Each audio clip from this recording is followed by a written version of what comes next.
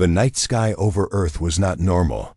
It looked like someone had drawn black shapes across the stars, shapes that moved, blocking out constellations. Inside the global command center, deep under a mountain, giant screens showed live satellite footage. Everyone's eyes were on a single image. A massive alien warship, bigger than any human city, slowly descending toward the planet. General Harris stood at the center of the room, arms crossed. His voice was calm, but his eyes were cold. "They're here," he said. A young officer swallowed hard. "Sir, these aren't like the last ones. They're weapons. They're beyond anything we've seen." "They don't scare me," Harris replied.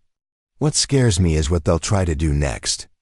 The alien warship hung in the sky like a dark moon. Smaller ships broke away from it, gliding toward different continents. On the streets below, people stared up, some frozen with fear, others recording on their phones. "Contact them," Harris ordered. The communications officer nodded, pressing a button. A deep hum filled the air before a strange, distorted face appeared on the central screen. The alien had skin like cracked stone, glowing blue eyes, and a voice that sounded like rocks grinding together. "This world will be cleansed," it said. "Your history will be wiped, your monuments, your records, gone. You're not here for resources," Harris said, stepping closer to the screen. "You want to erase us." The alien tilted its head, almost amused. "Erase? No, correct. You are a mistake in the galaxy's story." Harris didn't flinch. "One more step and you cross humanity's line." The alien gave a sharp, clicking laugh. "Line? You think we fear your lines?" The image vanished. Silence filled the command center. Everyone turned to the general. "What's the line, sir?" A soldier asked quietly. Harris didn't answer. Instead, he walked to a locked steel door at the side of the room. He placed his hand on the scanner. The door hissed open, revealing a dark hallway that led even deeper underground.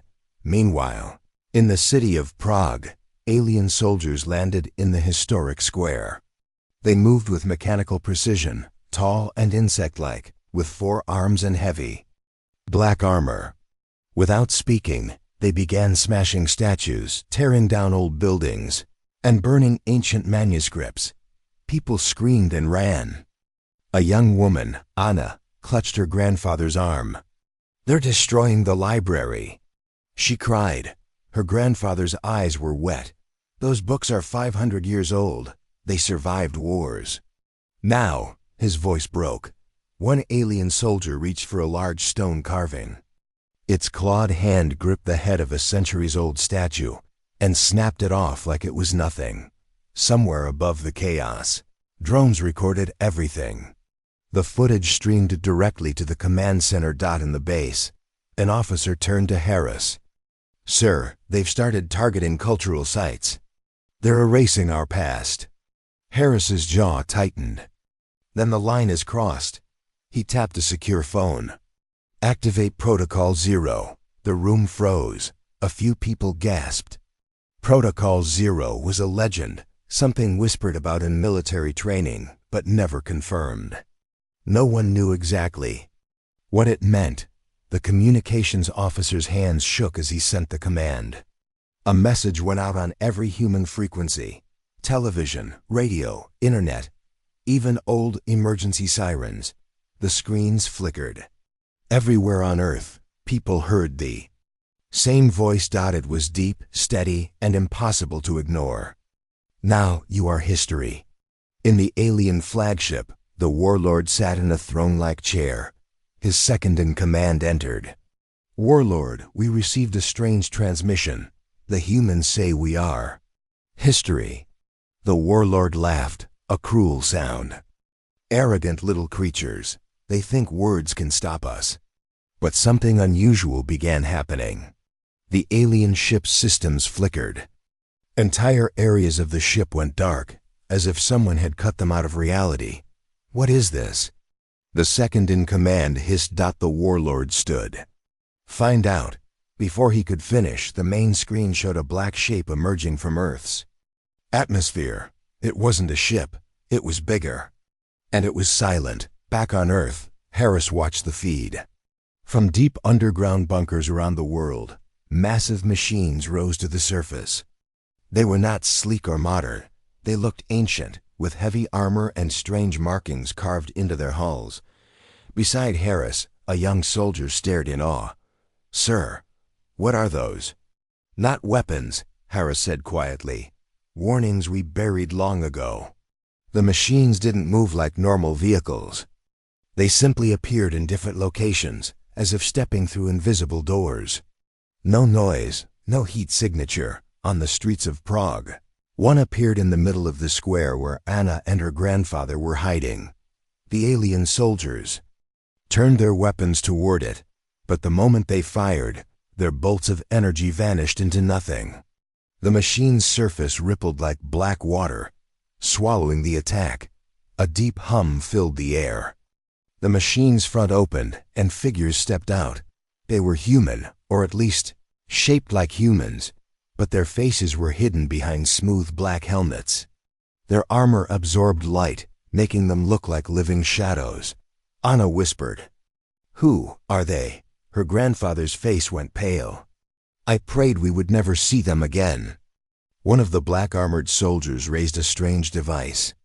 A pulse of light burst out, but it wasn't like a weapon blast. It was quiet. Too quiet. Where it hit, the alien soldier didn't fall, didn't bleed. It simply vanished. Not dead. Not destroyed. Gone. Anna gasped. What happened to it? Her grandfather shook his head slowly. It was erased. In the command center, Harris watched the alien flagship try to flee. "They're scared," an officer said. "They should be," Harris replied. "They thought they understood war. But they don't understand us."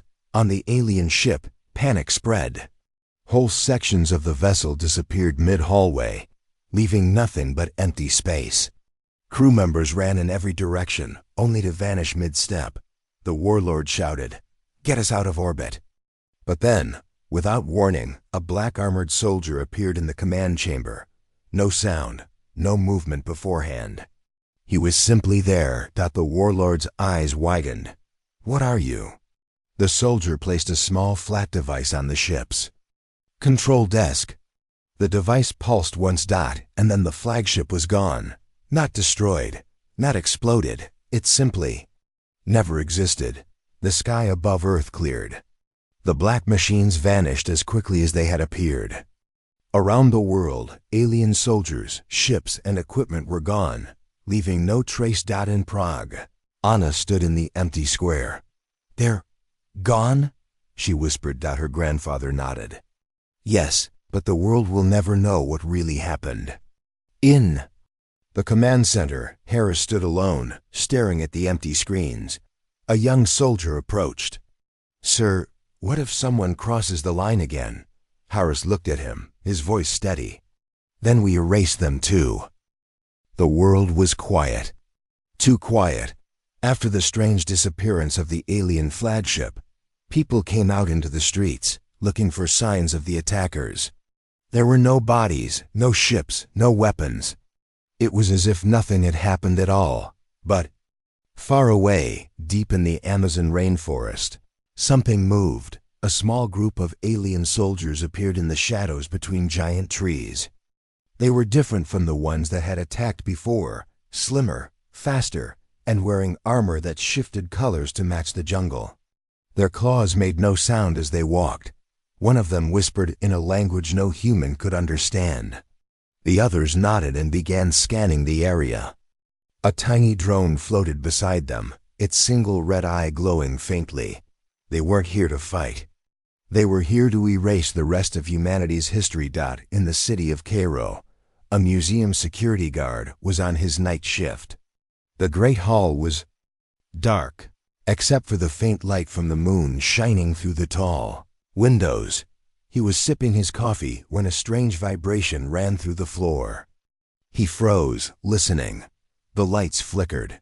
From the shadows between two tall statues, Shapes began to form, at first like smoke, then solid figures. 4 alien soldiers stepped forward, their armor glinting faintly. The guard's eyes widened. "No, you were gone," he whispered. One alien raised a strange device. A beam of pale light shot out, passing over a row of ancient scrolls. In an instant, the scrolls were gone. Not burned, not stolen, gone. The guard dropped his coffee and ran. In the global command center, alarms blared. "General Harris, we have multiple breaches," a young officer shouted. "Not a full invasion, small strike teams. They're targeting historical sites, museums, temples, archives. They're erasing what's left of our history."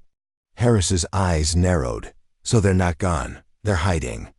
"They're careful," the officer said. "They're avoiding our satellites, avoiding direct conflict. This isn't war, sir, it's cleanup." Harris turned toward the secure door, the same door he had opened before the last battle.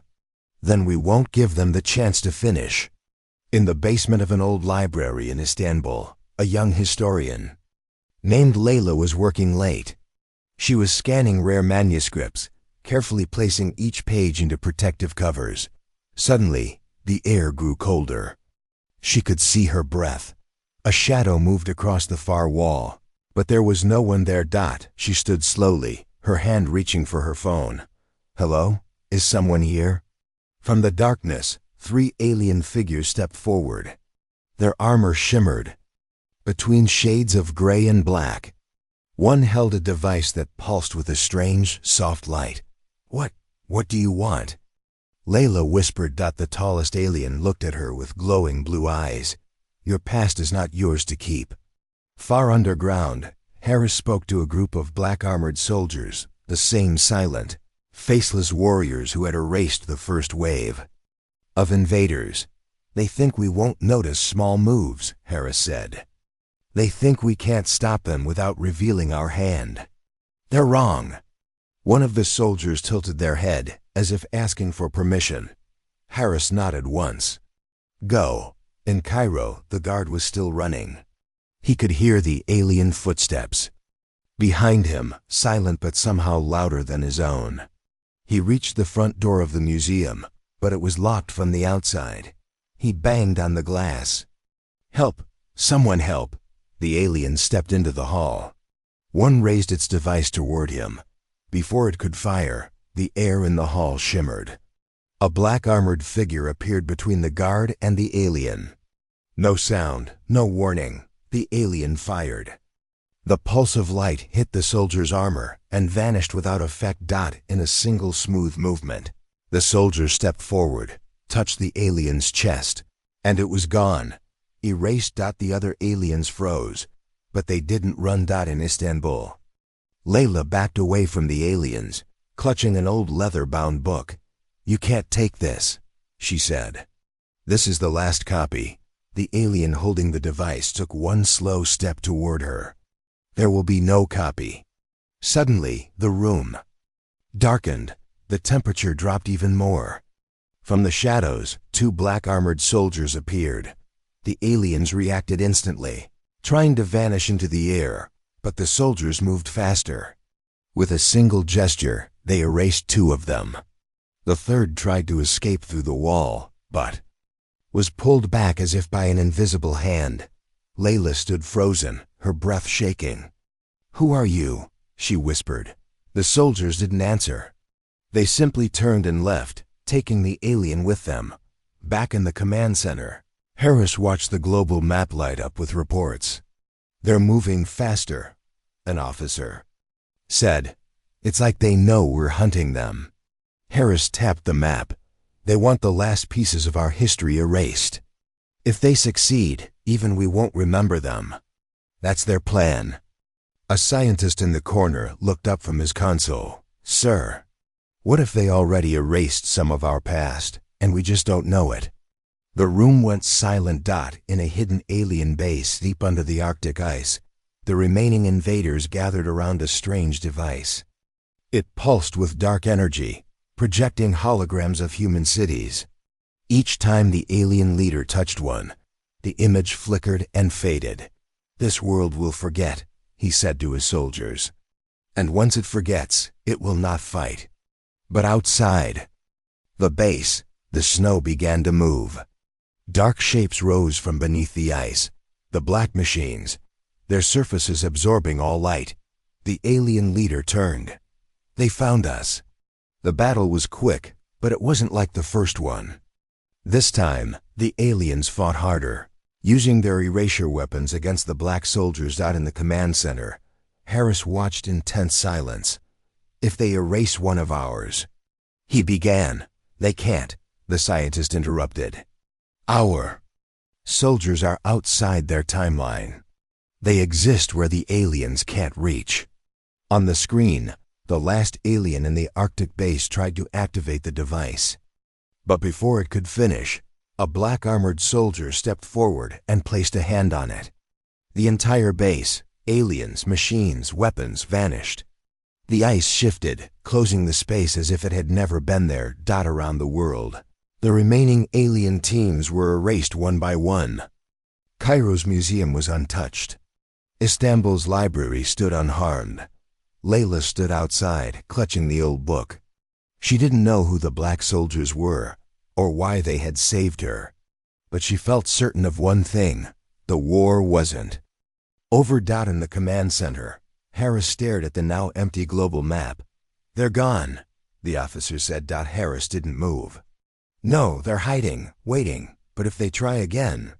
He looked at the locked steel door in the corner. "We'll finish what we started." The rain came down hard over a quiet mountain village. It was the kind of place where nothing ever happened, or at least, that was how it used to be. An old man named Ilya sat on his porch, carving wood. He could hear the rain hitting the tin roof and smell the smoke from his fireplace. Then he heard something else. A strange hum, low and steady, cutting through the sound of the storm. He stood, stepping into the rain, and saw lights moving in the mist. Not headlights, not lanterns. These were cold, sharp beams, scanning the ground. Figures emerged from the fog, tall, insect-like aliens in dark armor. They walked slowly, methodically, as if searching for something. Ilya's heart sank. He had seen them before, on the news, in stories. Everyone thought they were gone. One of the aliens stopped in front of a stone monument in the center of the village. It was old, older than anyone alive could remember. The names of heroes were carved into its surface. The alien officer lifted a small device. With a faint pulse of light, the monument vanished. Ilya felt the loss like a punch to the chest. That stone had been there for centuries. It was part of who they were. Now it was gone, and he knew the line had been crossed. Far away, in the global command center, the alert came in. "General Harris," a voice called out. "We have visual confirmation. They erased another monument. Civilian eyewitness. Report from a remote village." Harris didn't hesitate. "Patch me through to all channels." A technician's fingers flew over the console. "Sir, all global comms are open." Harris leaned toward the microphone. His voice was calm, but the air in the room seemed to tighten. "This is General Harris. As of this moment, the line has been crossed. Protocol 0 is active." The technician swallowed hard and hit the send key. Across the world, people paused, as their phones, radios, and televisions flickered to static. Then, a single deep voice came through every device. "Now, you are history." The words rolled through the air like thunder. In orbit above Earth, the alien warlord heard the broadcast from his command deck. He tilted his head, almost curious. Then let them show it," the warlord chuckled. "They will regret those words." On the streets of New York, people gathered on rooftops, staring up. Something was happening in the sky. Black shapes, massive and silent, broke through the clouds. They weren't like normal ships. Their forms seemed to blur, as if reality couldn't decide what they were. One moment they were there. The next they were gone. Then they appeared again, closer dot from their sides. Black armored soldiers stepped out, even before the ships touched the ground. They moved without sound, without hesitation, dot in every location where the aliens had been seen. These soldiers appeared. Back in the mountain village, Ilya hid in the shadows. Watching, the aliens noticed the sudden drop in temperature first. Their armor sensors beeped warnings. Then, a ripple in the air, and a black armored soldier stood between them and the next monument. One alien raised its weapon and fired. The blast hit the soldier's chest and disappeared without effect. The soldier tilted his head as if studying them. Then he raised one gloved hand and made a small, deliberate motion. The alien officer vanished. Not killed, not destroyed, erased. The remaining aliens turned to run, but each one disappeared mid-step. Ilya stood frozen in the rain. The soldier glanced his way, though the face was hidden behind the smooth black helmet. No words were spoken. Then the soldier turned and was gone. In the alien flagship, chaos erupted. "They are inside the city ships," a crew member shouted. "We can't track them. They're not on any sensors." The warlord slammed a clawed fist against the wall. "Deploy the erasure core. Remove them from existence. They're immune," the second in command said, almost whispering. "What do you mean immune?" "They are not in our timeline. They walk outside it. Our weapons cannot touch them." General Harris watched as one of the black armored soldiers transmitted a silent feed from inside the alien flagship. "They're moving for the command deck," an officer said. "Let them," Harris replied. On the feed, the alien warlord stood, tall as the soldier entered. "You are shadows," the warlord growled. "You cannot stop history." The soldier reached into a pouch and pulled out a small, flat device. He placed it on the warlord's control desk. The warlord stepped back. "What is that?" The device pulsed once. In the command center, Harris leaned forward. "Mark the time." The officer nodded. "Sir." "The flagship is gone. Wreckage?" Harris asked. The officer shook his head. "No, sir.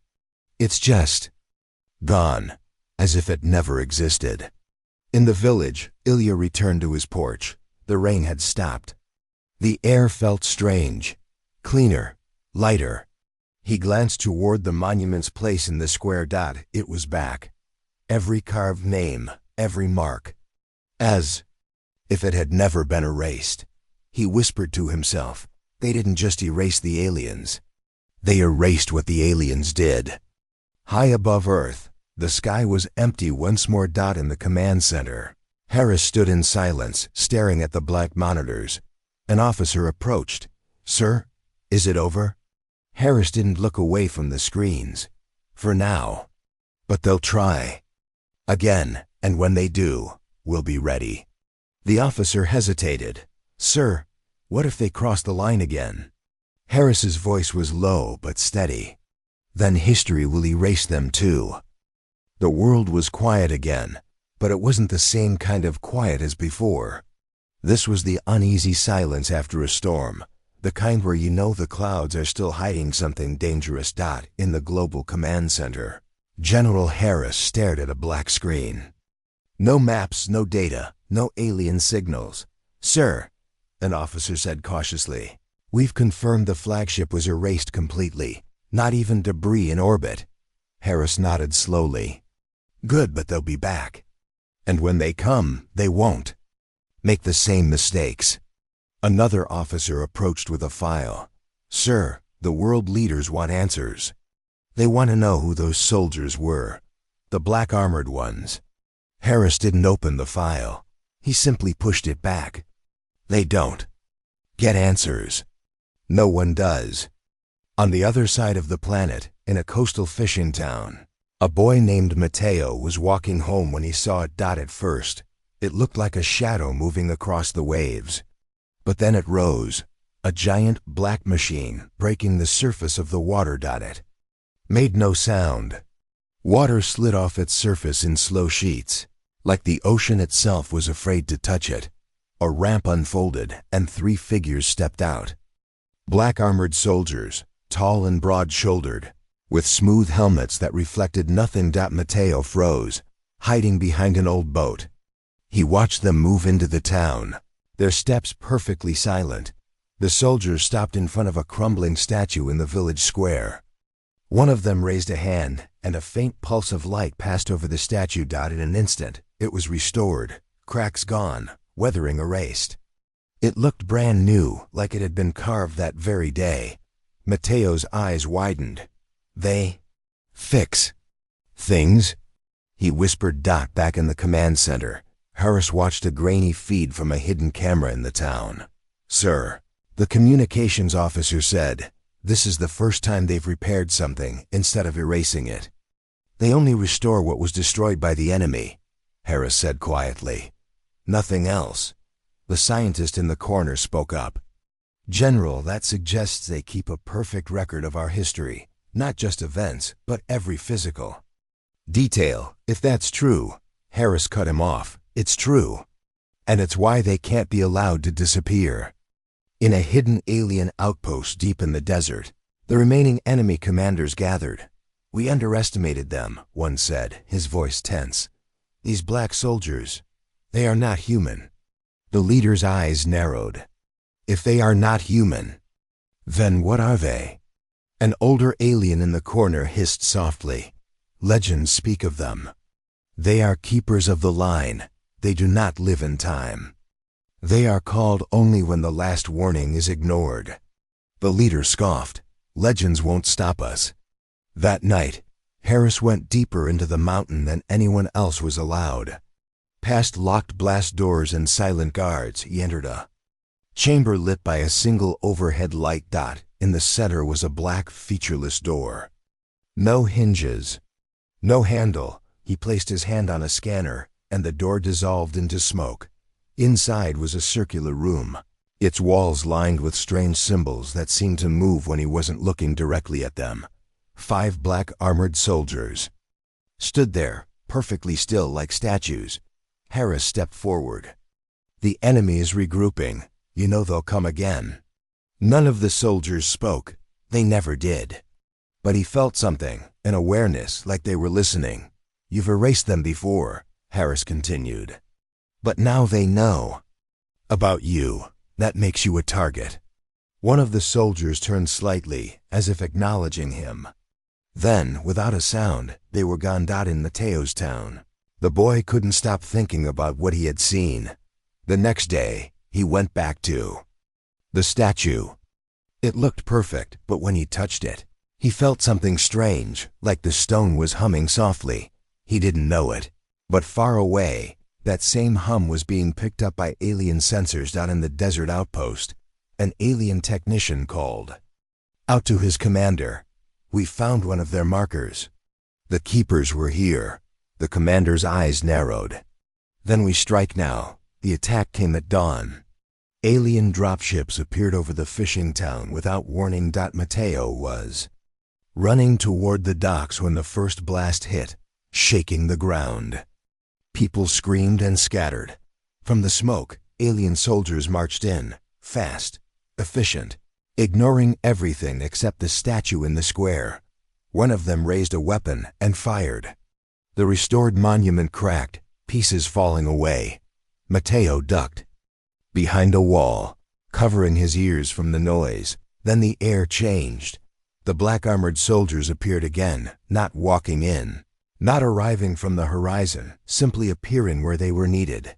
The aliens opened fire immediately, but the soldiers moved like shadows, absorbing every blast. One soldier touched the broken statue, and in a blink, it was whole again. Then they turned toward the attackers. The erasures began. Back in the command center, Harris stood with his arms crossed. "They're testing us," he said. "They wanted to see if we would protect the markers." The scientist frowned. "Markers?" Harris pointed at the statue on the feed. "Every restored monument is a marker, a warning. The more they destroy, the more keepers will rise." The battle in the fishing town ended in minutes. The alien dropships were gone, erased mid-flight. Not even waves marked where they had fallen. Mateo peeked out from behind the wall, breathing hard. The black soldiers stood in silence, their armor still flawless despite the fight. One of them turned its helmet toward him. For a moment, he thought they might say something. But they didn't, single quotes T. Instead, the soldier reached into a pouch and pulled out a small, black object. He placed it at Mateo's feet. Then the soldiers vanished. Mateo picked it up. It was a smooth stone, carved with strange moving symbols, the same ones Harris had seen in the chamber under the mountain. He didn't know it. But he was holding something that would make him part of the next war. In the alien desert base, the leaders smashed a control console. Every time we touch their history, they rise. We must find their source. The old alien in the corner spoke. Again, you cannot destroy the keepers. You can only stop calling them. The leader's voice was cold. Then we will destroy what calls them. Far underground, in the silent chamber, the smoke door formed again. Harris entered, holding a black stone identical to the one given to Mateo. He placed it on a pedestal. Another marker placed. Another warning sent. For the first time, one of the black soldiers moved toward him.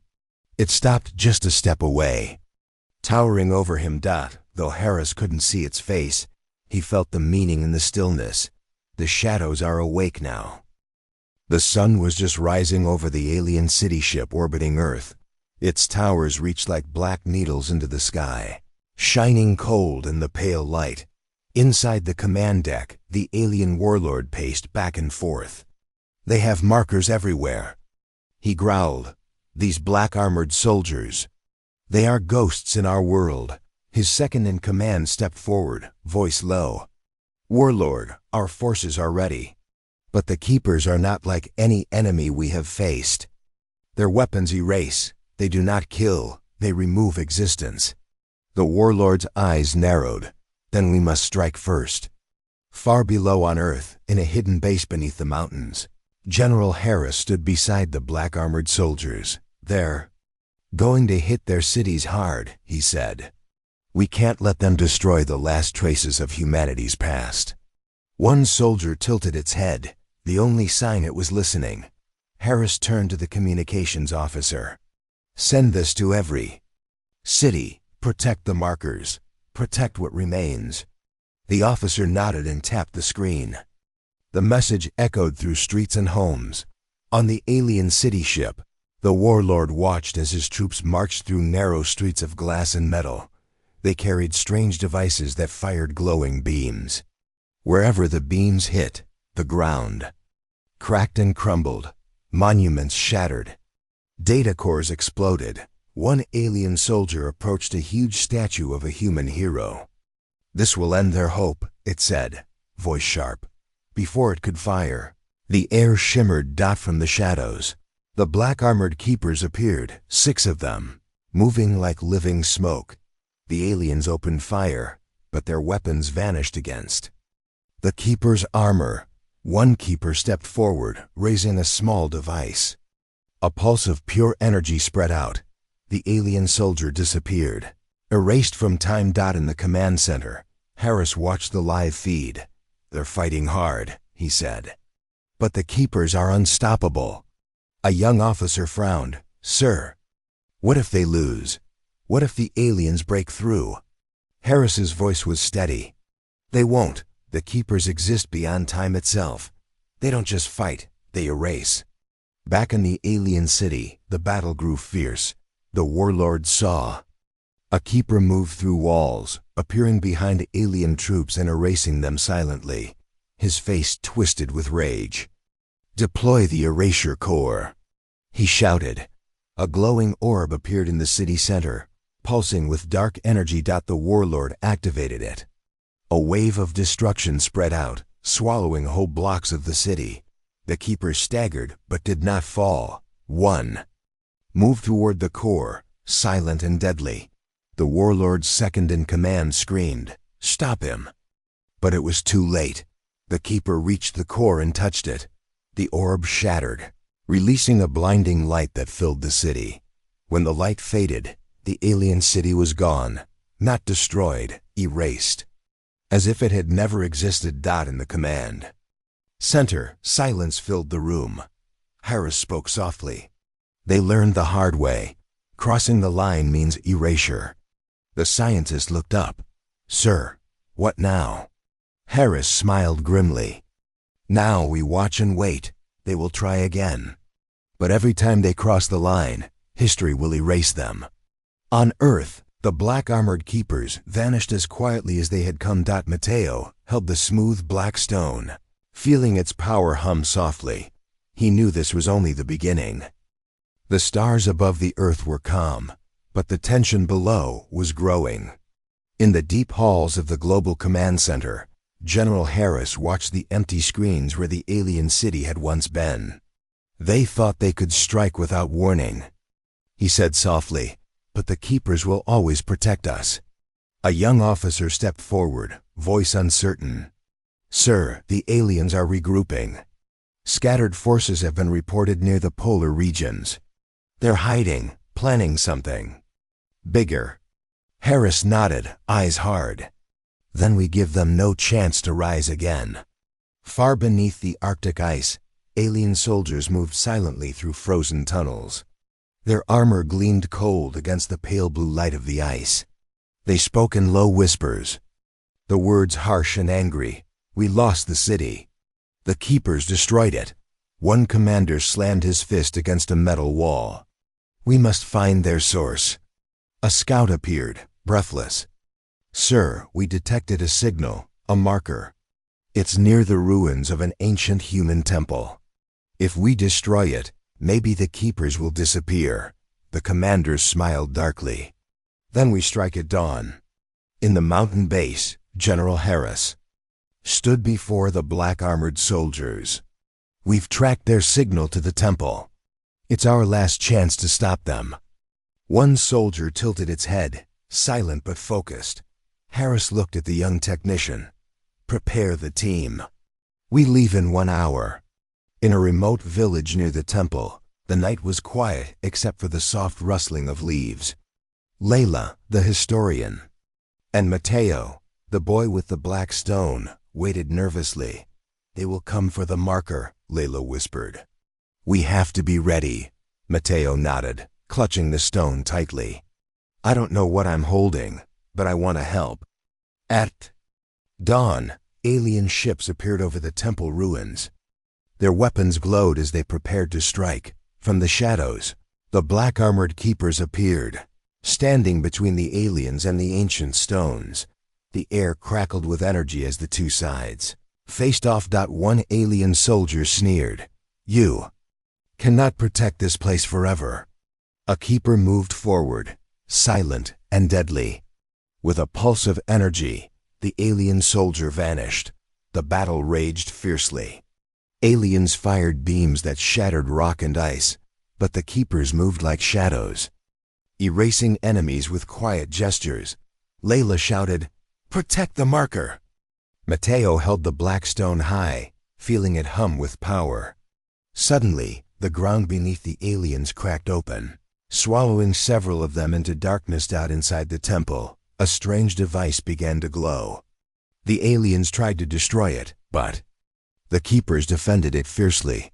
One keeper reached out and touched the device. A wave of light spread out, wiping the alien forces clean. When the light faded, the temple stood untouched. The marker safe. Back in the command center, Harris smiled. They crossed the line again and paid the price. The young officer asked, "Sir, how many markers are left?" Harris's eyes darkened. "Enough to keep the keepers awake, and enough to remind anyone who dares to cross the line." As the sun rose higher, Layla and Mateo looked at the temple. The black stone glowed faintly in Mateo's hand. Layla said softly, "This fight is far from over. But as long as the markers live, so does our history." Mateo nodded. "And so do we." Night fell over the mountain base, but the command center was alive with activity. Screens flickered with data, and voices buzzed with urgency. General Harris stood over a large table, staring at a glowing map. Red dots marked alien movements. Closing in on the last known markers. We have less than 24 hours, Harris said. They're targeting the final points of resistance. A young technician looked up. Sir, there's a strange signal coming from the ruins of An. Old city. It's unlike anything we've seen. Harris narrowed his eyes. Could it be a trap? The technician shook his head. No, sir. It's a call for help. Far away, Layla and Mateo hurried through dense forest. Mateo's black stone pulsed. Softly in his pocket. We have to get to the city before they do, Layla said, her voice tense. This signal could save us, or destroy us. Mateo swallowed hard. I don't know if I'm ready. Layla looked at him, her eyes firm. None of us are ready, but we have no choice. In the skies above, alien ships moved swiftly, blocking out the stars. Inside, the alien leader watched the approaching planet with cold eyes. They believe the Keepers will protect them. He hissed, but we will end this tonight. His soldiers readied weapons glowing with deadly energy. At the ruins, Layla and Mateo arrived just as the first alien troops landed. Hold the line. Layla shouted to the small group of defenders. Mateo felt the black stone burn against his skin. Suddenly, a beam of light shot from the ruins, striking an alien ship. It shook violently and crashed into the trees. Did you do that? Layla asked, eyes wide. Mateo nodded, breathless. I think the stone is connected to the ruins. The battle began fiercely. Aliens fired blasts, tearing through trees and earth. The defenders fought back, but they were outnumbered. From the shadows, the black-armored Keepers appeared, moving silently among the chaos. One Keeper touched the ground, and the earth swallowed. An entire squad of aliens. Another raised a hand, and an alien ship was erased mid-flight. Inside the ruins, the strange device glowed brighter. Layla reached out and placed her hand on it. A voice echoed inside her mind. Protect the line. Do not let history die. She gasped. Mateo, the markers, they're alive. Mateo's stone pulsed harder. We have to keep them safe. The alien leader snarled, watching his forces fall. Destroy that device, he ordered. Soldiers rushed toward the ruins, firing relentlessly. One Keeper stood firm, absorbing every blast. He moved forward, touching the alien soldiers with swift gestures, erasing them one by one. Suddenly the ground shook violently. Ruins began to glow, and a wave of energy spread outward, pushing back the aliens. The leader screamed in frustration. This cannot be. Harris's voice crackled over the comms. Hold your ground. The Keepers are winning. As dawn broke, the last alien forces retreated. The ruins stood intact, glowing with faint light. Layla looked at Mateo. This is just the beginning. Mateo held the black stone tightly. We'll be ready. Back at the command center, Harris smiled grimly. The line has been held. But the final battle is coming. The young technician whispered. What happens if they cross it again? Harris's eyes burned with quiet fury. Then history will erase them forever. The cold wind howled over the ruined city, scattering dust across cracked streets. Layla and Mateo stood at the edge of the last marker, a towering statue worn by time but still standing proud. Around them, shadows moved, black-armored Keepers. Silent and watchful. Mateo held the smooth black stone tightly. This is where it ends, isn't it? He asked softly. Layla nodded. The final stand. If they cross this line, everything will be lost. Suddenly, the sky darkened. Alien ships appeared, blotting out the stars. Their engines roared like thunder as they descended swiftly toward the city. A voice crackled through the comms. General Harris to all units, prepare for full assault. Defend the markers at all costs. The first wave hit hard. Aliens poured out of their ships, weapons blazing, tearing through buildings and stone. Layla shouted orders to the defenders, her voice steady despite the chaos. Mateo felt the black stone pulse. warmth spreading through his hand. "They're coming for the stone," he whispered. From the shadows the keepers emerged, moving like living smoke among the battle. One stepped in front of Matteo, raising an arm as if to shield him. "Hold your ground," Layla yelled. "Protect the history of humanity." The aliens advanced, their weapons firing deadly beams that cracked the earth. But every time they aimed at the keepers or the markers, the attacks vanished. One alien commander snarled, "These shadows defy death. Destroy the stone, and they will fall." Matteo took a deep breath and raised the stone toward the sky. Light burst from it in waves, washing over the battlefield like a tide of fire.